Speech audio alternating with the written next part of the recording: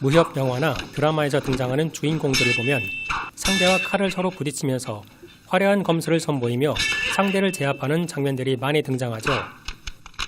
몸을 빠르게 동작시켜 치명타를 입히거나 때로는 하늘을 날아다니는 신공을 발휘하면서 다수의 무인들을 제압하는 장면들을 볼 수 있는데요. 그런데 과연 실전에서도 이러한 장면들이 가능했을까요?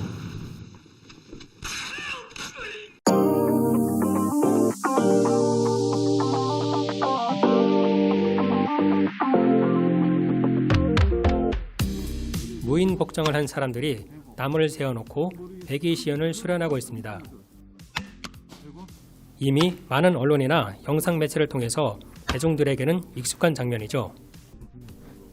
날카로운 칼로 집단이나 대나무를 베는 기술은 겉으로 보기에는 쉬워 보이지만 실제로는 적지 않은 수련과 연습이 필요한 고도의 기술입니다.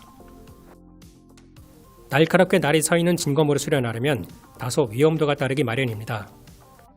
보통 성인 기준으로 2개월에서 3개월 정도의 기본기 훈련을 갖춰야만 백의시연을 할 수 있다고 합니다. 검도 동호회나 진검을 오랜 시간 수련하는 무인들은 대부분 조선세법이라는 우리나라 전통의 권법을 기초로 하고 있습니다. 조선세법은 중국의 무술고서에도 등장할 만큼 당대 대중적인 권법으로 알려져 있습니다. 그런데 한 가지 드는 의문이 있습니다. 이들이 연습하는 동작을 보면 칼을 뽑아서 베는 동작을 반복하거나 찌르는 등 절도 있는 동작이 주를 이루고 있는데요. 우리가 흔히 알고 있는 영화 속 검술과는 전혀 다른 모습이죠. 상대의 칼을 수차례 막아내고 빠른 동작으로 몸을 돌려 상대를 제압하는 검술은 과연 어디서 기원했을까요? 불꽃이 튀고 칼을 서로 마주하며 치열하게 교전하는 장면은 과연 실제로도 존재했을까요? 결론부터 말하면 이런 동작은 불가능하다는 것이 다수의 검술 전문가들의 의견입니다. 우선 칼의 재질부터 우리가 알고 있는 칼의 내구성과는 다소 차이가 있습니다. 수백 년 전 사료에 남아있는 재련 기술로는 지금과 같은 특수강에 가까운 강력한 칼을 만들 수 없었다고 합니다. 대부분의 칼들이 상대의 칼과 부딪히는 순간 휘어지거나 부러지거나 이빨이라 불리는 날카로운 면이 날아가는 경우가 많았는데요. 이러한 단점을 보완하기 위해서 다양한 재련 기술들이 시도됐지만 한계가 있었다고 합니다. 그렇다면 영화나 드라마에서 나오는 검술은 과연 어디서 유래했을까요?